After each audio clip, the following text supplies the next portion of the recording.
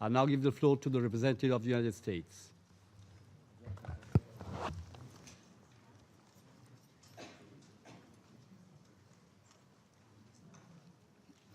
Thank you, Mr. President.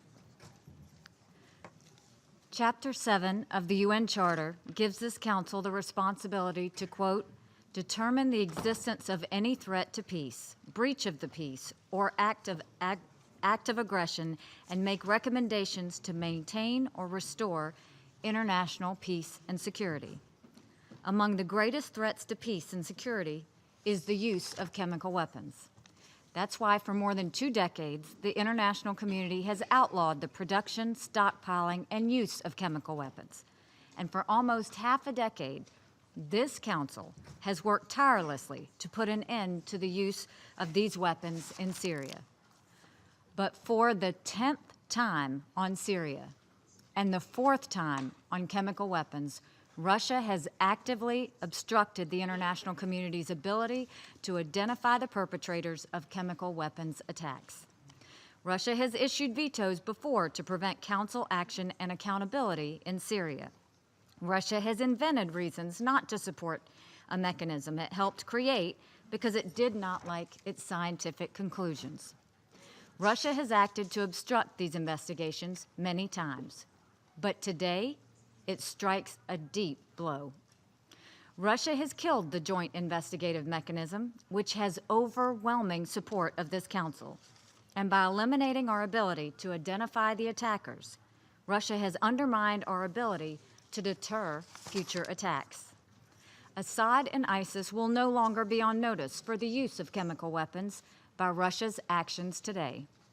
The message to anyone listening is clear.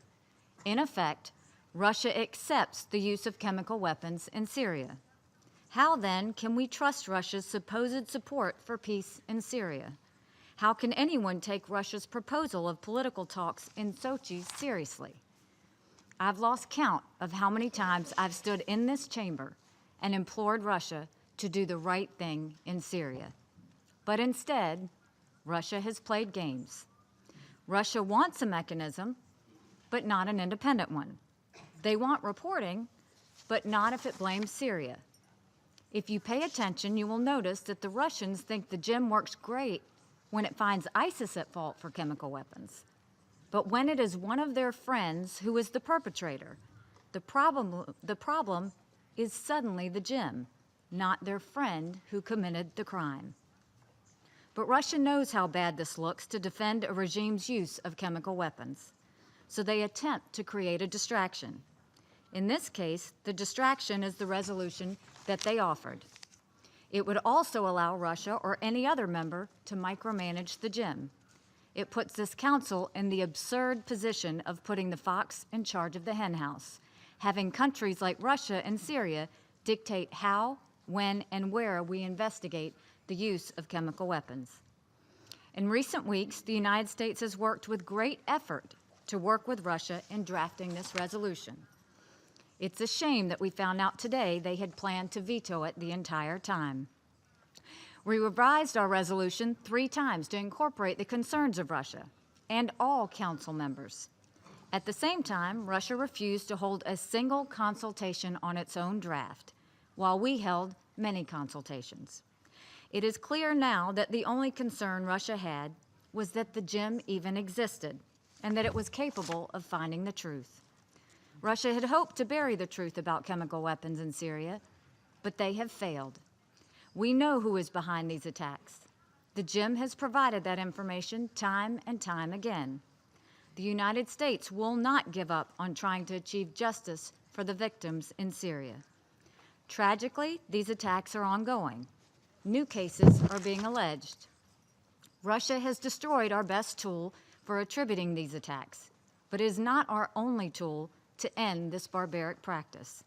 There is the Commission of Inquiry on Syria.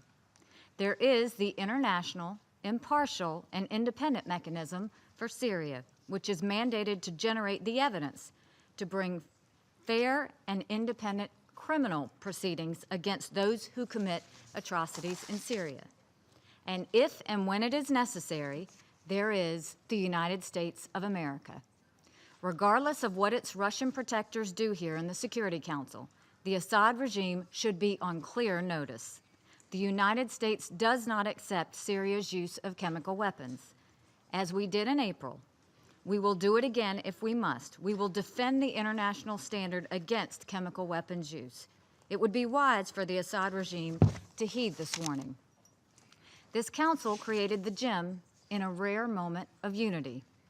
Thank you to the rest of the council for their support. But what a shame it is that Russia has brought us to this point. What a shame it is that Russia has revealed itself to be a government whose allegiance is to the Syrian regime, not the truth or the protection of innocent civilians. Russia may have succeeded in silencing one independent voice in Syria today, but there are others who will carry on this work. And we will not stop until there is justice for the victims and accountability for the perpetrators of the chemical weapons attacks in Syria. Thank you, Mr. President. I thank the representative of the United States for her statement.